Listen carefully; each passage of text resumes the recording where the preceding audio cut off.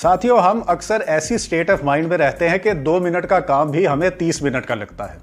इस मसले का बहुत सिंपल सलूशन वीडियो के आखिर में पता चलेगा, लेकिन ऐसा इसलिए होता है कि दिमाग में टाइम के दो कॉन्सेप्ट हैं, एक्चुअल टाइम और परसीव्ड टाइम। एक्चुअल टाइम वो है जो हम घड़ियों पर देखते हैं और परसीव्ड टाइम वो है जो हमें महसूस होता है।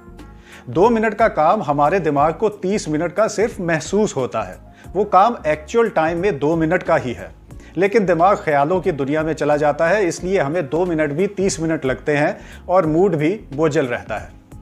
इस मसले का सिंपल सलूशन है गिनती गिनना। मसलन आपको अपना बिस्तर तय करना मुश्किल लगता है, तो इस दौरान 1 सेकंड के हिसाब से गिनती गिनें। 1, 2, 3, 4, 5। आपको पता चलेगा कि बिस्तर तय करने में 2 मिनट से ज्यादा नहीं लगे।